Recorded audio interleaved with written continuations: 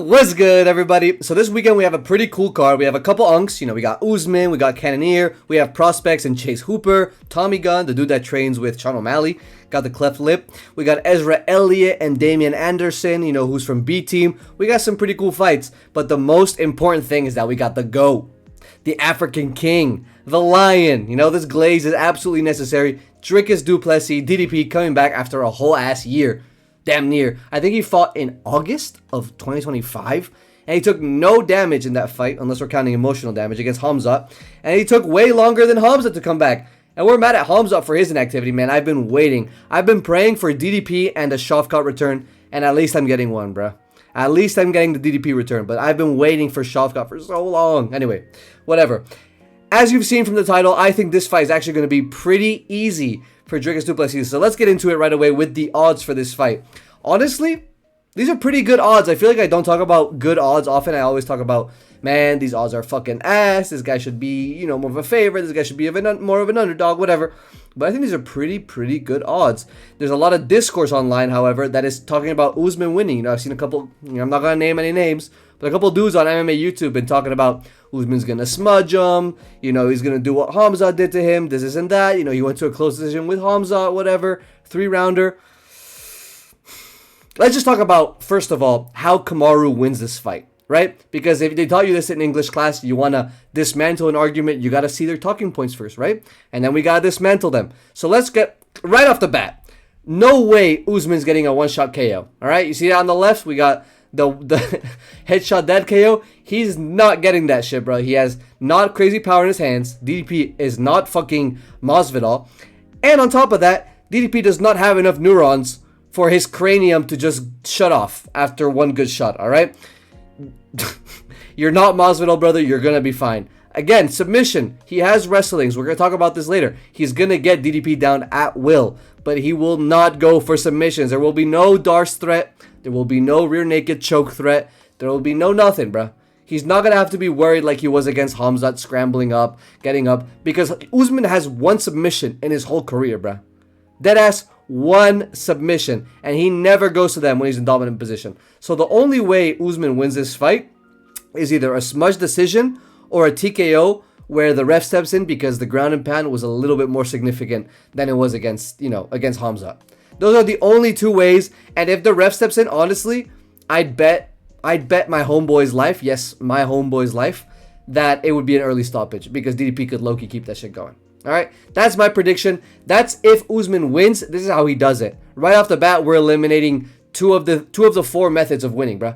No one-shot KO, right? No submission. You're left with smudge or TKO. Now, let's talk about what I actually think is going to happen. The main issue I see with this fight is that people are talking about Usman doing what Hamzat did to DDP, and he's going to do what he did to Buckley to DDP. Bro, Usman is not Hamzat. All right, and DDP is not Buckley. I think a lot of people forget, people forget, man. A lot of people forget that you don't know who Usman is at this age anymore, bruh. He's fighting at middleweight. He's not big for the division. He was a pretty big welterweight. He's not big for the division. Hamzat was substantially bigger than him, almost equally as wide. We've seen the steroid accusation from Usman.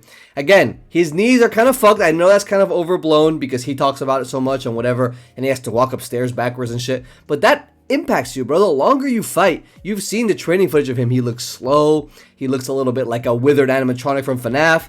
The fight with Buckley he had, the fact that he was able to hold him down does not impress me at all because Buckley was a fucking idiot in that fight. He fought that fight like an idiot, and I know because I picked him, bro. I picked Buckley to win that fight by knockout, bro, by late TKO, just like the same shit I'm doing with DDP here. But he was an idiot who kept kicking, kept getting his kicks caught, and get taken down, and when he was taken down, he was just accepting position, bro.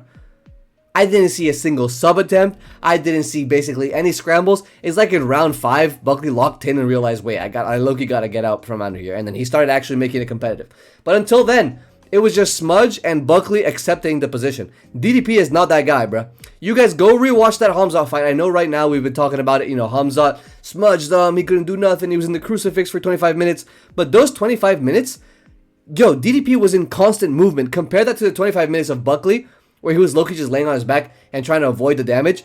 DDP was moving his hips, bam, side to side, side to side. Hamzat was just doing a really, really good job, which he historically does really, really good jobs. Hold on, my fucking ankle is killing me. Fucking hell, my training partner ankle locked me fuck hard as hell today. But yeah, Hamzat was doing a really good job, which he always does, of transitioning to the back, threatening a front headlock, threatening an armbar from the crucifix. Like, he was doing really good stuff. But the whole time, DDP was causing scrambles. He was rolling to turtle. He was giving his back. And even if that's not ideal, right, you don't want to usually give your back, he was causing movement, scrambles. That's why in the 5th round, Hamzat finally, started to gas out a little bit.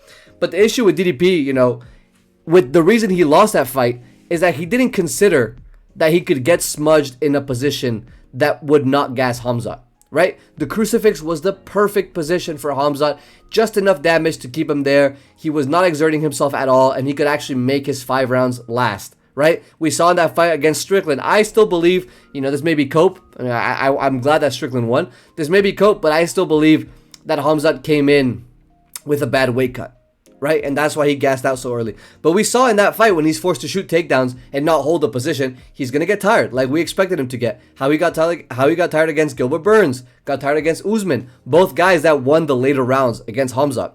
So yeah, man, I think DDP counted on this being a grappling exchange. He thought, okay, I'm gonna get fucked for the first 2 rounds. If I survive the submissions, the next 3 are mine. I'm gonna finish this guy. That was his mentality. I can bet my life on it, bro. I bet my other homeboy's life on it as well. Right? Both of us, we both dying, bro. I hate you, bro. Let's die. All right? So I think that was the DDP game plan going to the Hamzat fight. I'm pretty sure, if you asked him, he would say that.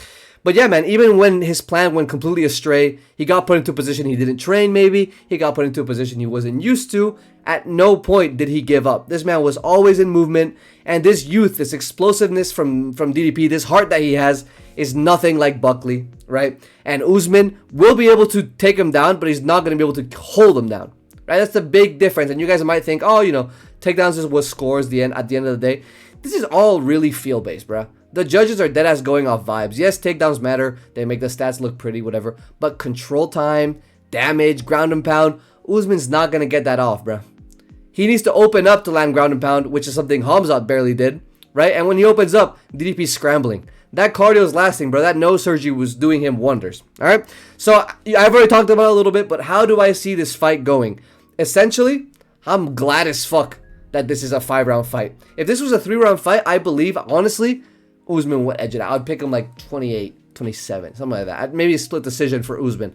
But 5-round fights, I actually think that DDP finishes him, bro. I think Kamaru's going to edge the first 2 rounds, right? No Diddy.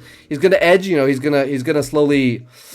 Don't back up, T-Wood. I'm coming. Like, he's going to edge for 2 rounds, and slowly... he's going to start withering away. Wither Bonnie type shit, FNAF type shit. Rounds are going to be going on. DDP's going to be causing scrambles. On the scorecards, he'll win the first decisively. The second, maybe a judge will give him the third. And then later, after I've shit my pants for 2 rounds thinking DDP's going to get ragdolled, later, I can see actually Dricus moving out of these positions. The time on the feet starts lasting longer. Maybe the first round, they're on the feet for like 30 seconds. Second round, 45 seconds. Third round, a minute and a half. 4th round, 3 minutes. 5th round, whole time on this. You guys, do you guys see my vision, bro? I can see this fight slowly going into the domain of DDP, right? At middleweight, I think DDP is the last fighter you want to be hurt against. The last fighter you want to be tired against. Because this motherfucker's like a shark, bro. He smells that shit. He smells blood. He smelled blood in the Strickland fight. Thank God Strickland was, defensively sound enough to keep it. And to stay alive, basically. But when he broke his nose, he smelled blood, bro. He smelled blood against Adesanya when he slipped. No mercy. Going for it. Sloppy. Looney Tunes style. I think he's just going to, like, Loki falling piano Usman and just Looney Tunes him until the ref steps in. I believe round 4, maybe early round 5, we're going to get a Dricus DDP finish up against the fence. Maybe like a ground and pound finish. And that's what we're going to get, man. All right? Dricus, the GOAT, round 4, round 5 TKO. I had to put this picture here because I think it's going to look a little bit like the Whitaker fight. Whitaker is a little bit chinny. He's actually a lot of bit chinny. We saw his debut at light heavyweight. I'm so glad he won against Nikita Krylov. Shout out to the minor. I love minors, right? Fucking hell. But I think it's going to look a little bit like the Whitaker fight. He's going to be, imagine the Whitaker fight, but in the later rounds, like round 4, round 5. That's what it's going to look like to me. and it's just going to be TKO until the ref steps in. All right. So thank you guys for watching. I cannot wait to watch DDP get wrestle fucked for 5 rounds and just get my pick completely wrong and have these comments blow up, you know. But yeah, man. Thank you guys again for watching. I'm going to go taxidermy my fish. Ciao, ciao.